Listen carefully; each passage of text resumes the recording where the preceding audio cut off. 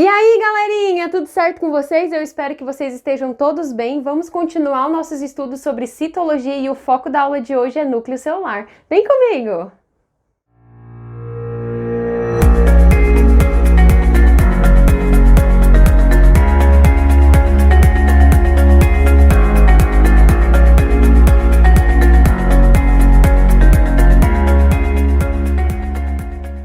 Pessoal, o núcleo celular ou núcleo interfásico é um núcleo que tem na célula eucarionte, aquela organela que é composta por uma membrana nuclear. Ela é delimitada por uma membrana nuclear e o nosso material genético fica ali dentro. O núcleo da célula é responsável por comandar todas as atividades que acontecem de dentro da célula, por isso que é tão importante e por isso que uma aula só para focar nele. Essa aula é base para os nossos conhecimentos sobre divisão celular, sobre reprodução e sobre genética, então é bom a gente ficar bem ligado nela, ok? Vamos começar então falando por que núcleo interfásico, professor? O que é um interfásico? Interfásico, o próprio nome já vem de interfase, intérfase. Intérfase é um momento em que a célula não está em processo de divisão celular, ou seja, ela está em plena funcionalidade, desempenhando a sua função, mas ela não está em processo de renovação celular, né, renovando o tecido ou em processo de crescimento de tecido. Não, ela simplesmente está desempenhando a função dela. Essa fase intérfase, ela acontece entre uma divisão e outra divisão, mas é o momento em que a célula está plenamente trabalhando para a sua função, desempenhando a sua função. E é nesse momento que eu estudo o núcleo. O que tem no núcleo? Vamos observar, parece que o núcleo é uma mini célula dentro da célula, mas vamos lá. Olha só, eu tenho aqui uma célula e eu tenho aqui a representação de um núcleo. Em amarelo eu tenho a membrana nuclear chamada de carioteca. Percebam que a professora não fez essa carioteca inteira, mas eu fiz ela cheia de orifícios, porque se eu for observar essa membrana, ela realmente é cheia de buraquinhos, ela é cheia de poros. Eu chamo isso aqui de complexo de poros, que são extremamente importantes para que o RNA produzido dentro do núcleo possa sair de dentro do núcleo e atingir o citoplasma, encontrar o ribossomo e então fazer a síntese de proteína. Então, simplesmente, substâncias precisam entrar dentro do núcleo e substâncias precisam sair de dentro do núcleo, por isso esse complexo de poros. Dentro dessa membrana nuclear eu encontro um líquido parecido com o citoplasma, só que aqui eu vou chamar de nucleoplasma, porque é um líquido dentro do núcleo. Eu vou encontrar um núcleo dentro do núcleo, que eu vou chamar de nucleolo. Esse nucleolo é um aglomerado de RNA ribossômico, RNA que vai ser utilizado, né, para a fabricação da organela ribossomo. E eu tenho aqui a cromatina, o DNA. Mas o DNA não está no formato de fita única, pura, como a gente estudou ele lá em ácidos nucleicos. O DNA aqui, ele está no formato de cromatina. Mas o que é essa cromatina? O DNA ele passa por um processo de condensação. E esse processo de condensação naturalmente já ocorre dentro do núcleo e depois ele se intensifica quando está em processo de divisão celular. Mas vamos ver, olha só, observa. Eu tenho aqui uma fita de DNA. Vamos representar essa fita de DNA como se fosse essa linha. A fita de DNA se enrola a proteínas que eu chamo de proteínas histonas. Essa fita de DNA vai continuar se enrolando. E quando a gente fala em se enrolando, a gente fala em condensando. Então ela vai continuar condensando. Ela se condensa a ponto de que essas proteínas ficam super unidas umas nas outras, formando uma estrutura que a gente chama de solenoide. Vamos representar essa estrutura como se fosse esse fiozinho aqui. Esse fiozinho vai continuar acontecendo dobras. E eu vou chamar essa estrutura de cromonema. Essas dobras, elas vão se intensificar, formando o que eu chamo de cromatina. Então, cromatina, gente, nada mais é do que o DNA associado à proteína já num certo nível de condensação.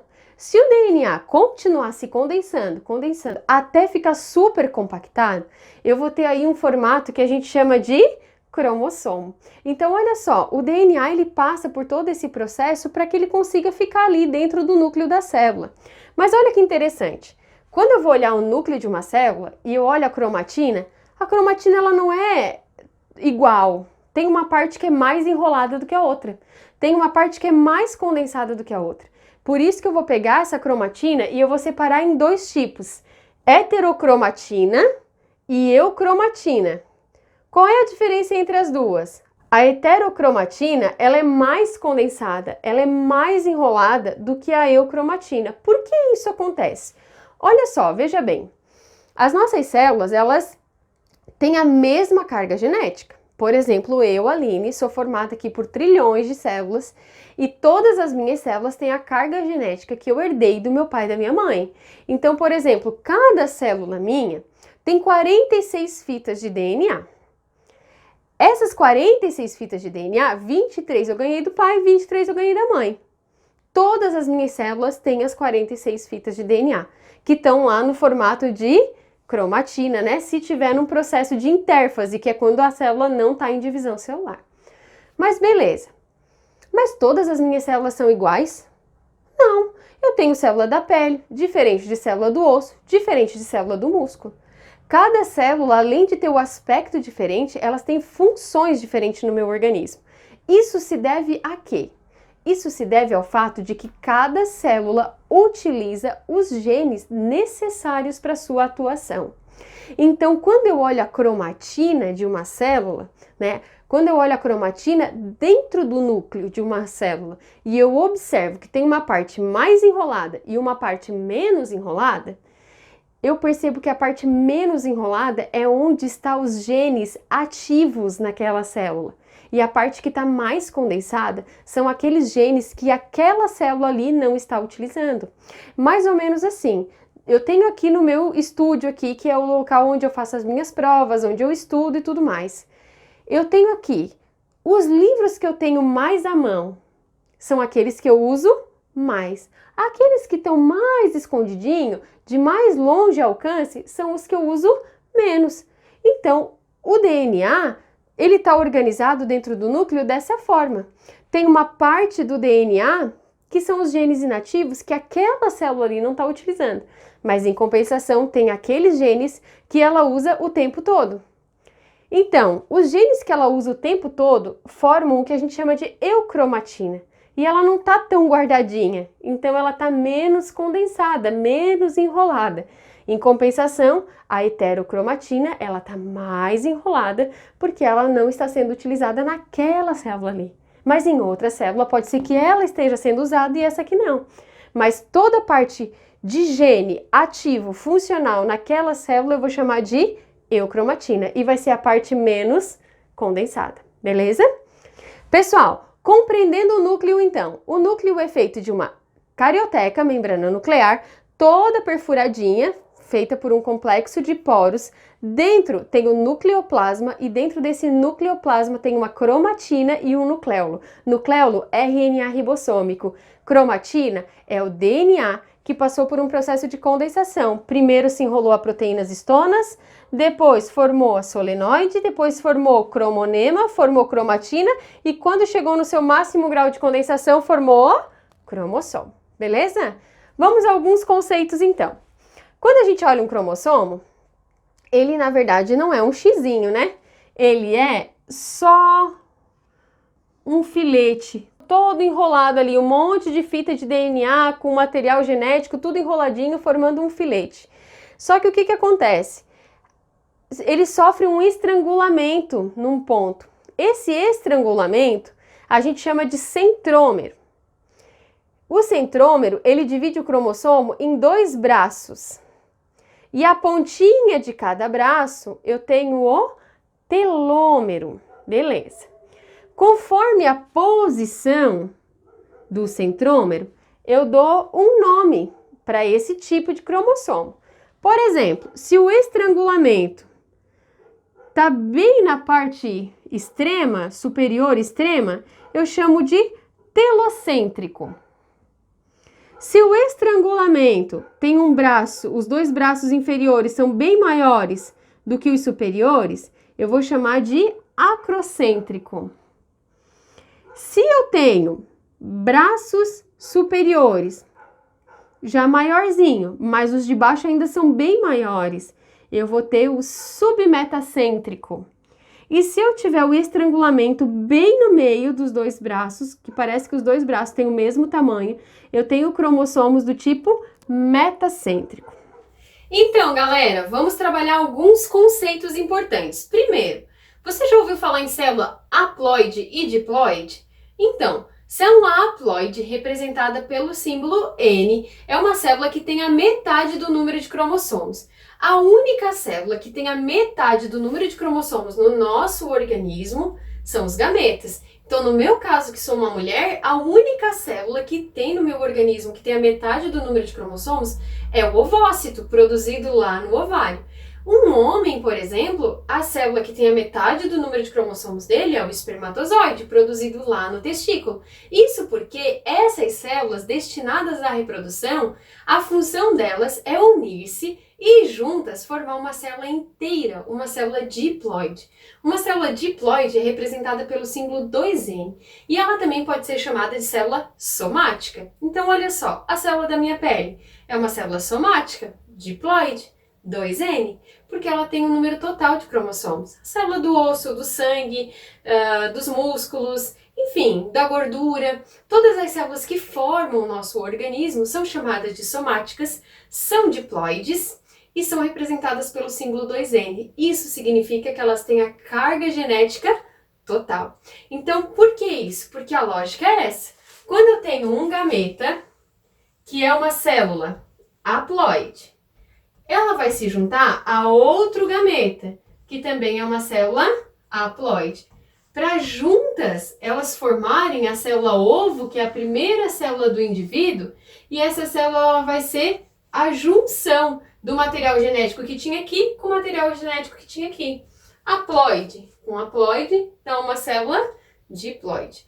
Todas as outras células do nosso organismo, elas são formadas a partir da primeira, por um processo de divisão celular conhecido como mitose. Então, olha só, para que ocorra mitose, como que uma célula, professora, vai se dividir e vai fazer duas células? Sendo que ela aqui está com 46 cromossomos, vamos supor que é a célula de um humano, porque cada espécie de ser vivo tem a sua quantidade de cromossomo total. A nossa quantidade de cromossomo total, se a gente não é portador de nenhuma síndrome, né?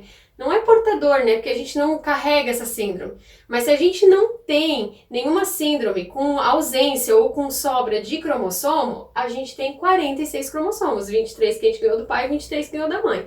Mas cada espécie de ser vivo vai ter a sua quantidade específica de cromossomo. Então, olha só. Como que de uma célula vai surgir outra? Se ela vai se dividir, daí as outras células não vão ficar com a metade? Não, porque antes de ela se dividir, ela duplica o material genético que tem dentro do núcleo.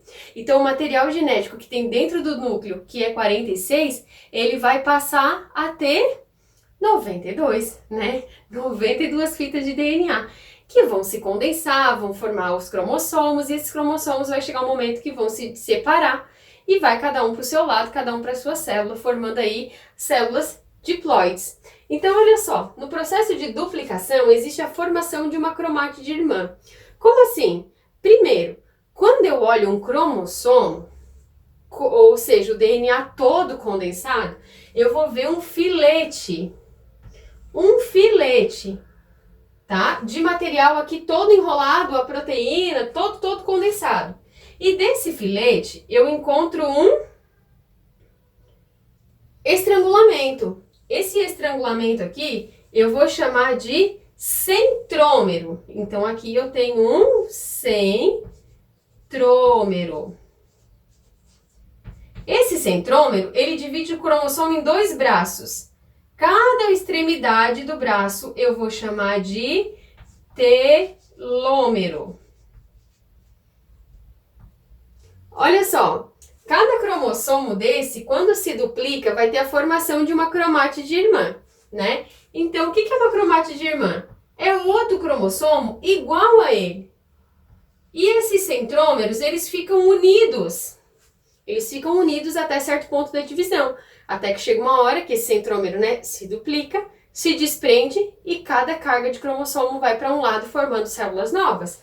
Mas olha só, quando eu olho um cromossomo que não está duplicado, eu vejo só um filetezinho e desse filetezinho eu vejo um enforcamento ali que eu chamo de centrômero.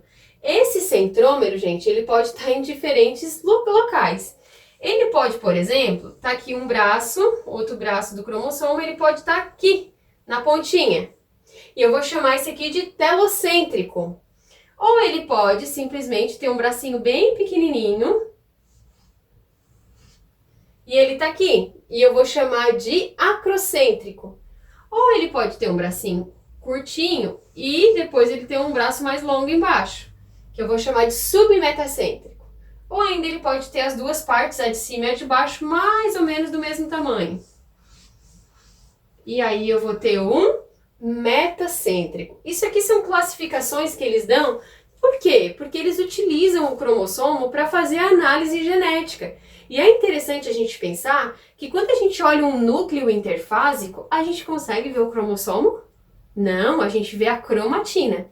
Para que a cromatina esteja no formato de cromossomo, ele precisa se condensar ainda mais. Quando que o cromossomo está no seu máximo grau de condensação, professor?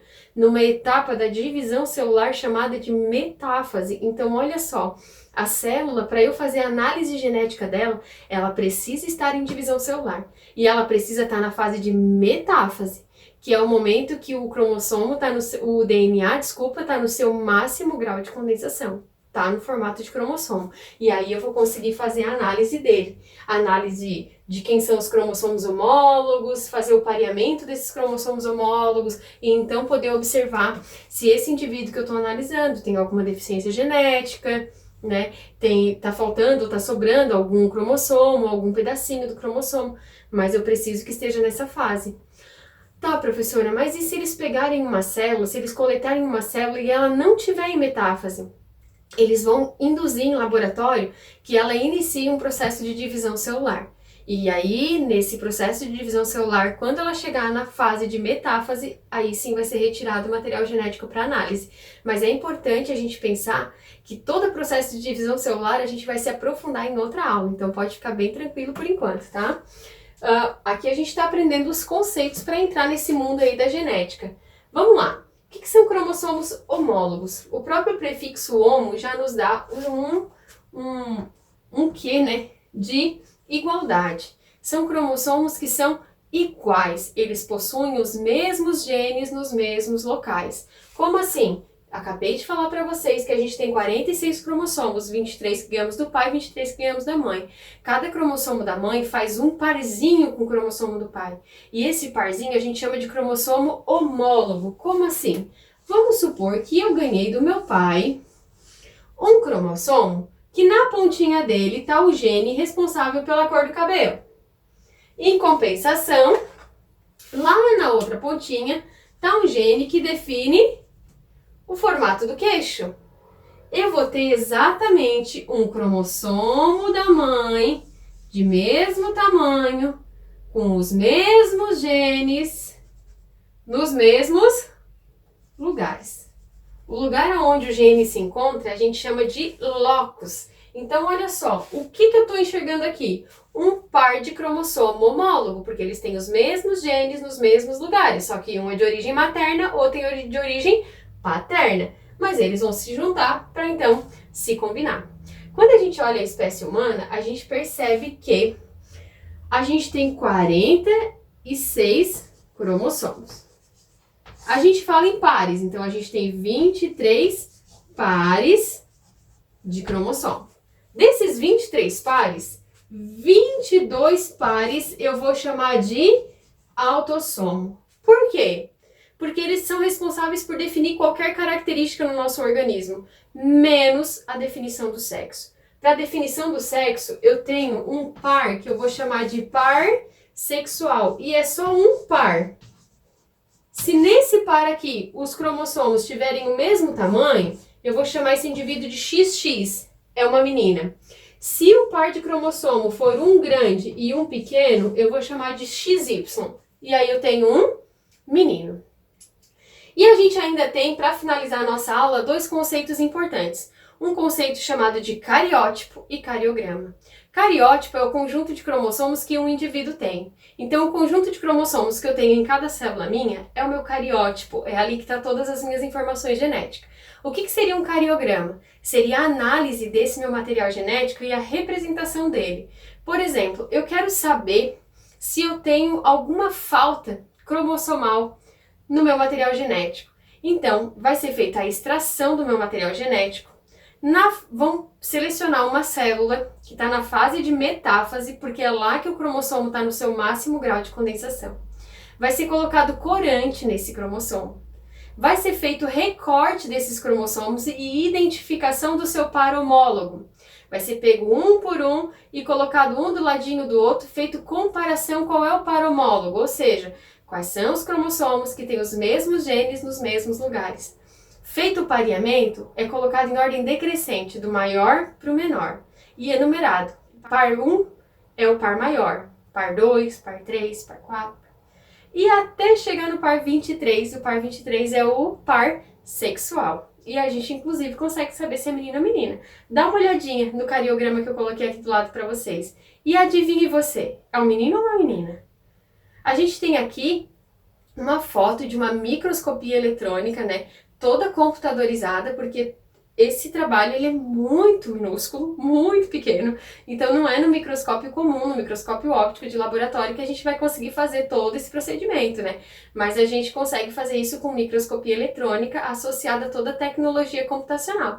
Então a gente consegue fazer a curação do material genético, explorar, identificar qual é o par homólogo, colocar tudo isso em ordem decrescente e ainda identificar se esse indivíduo tem alguma síndrome ou não.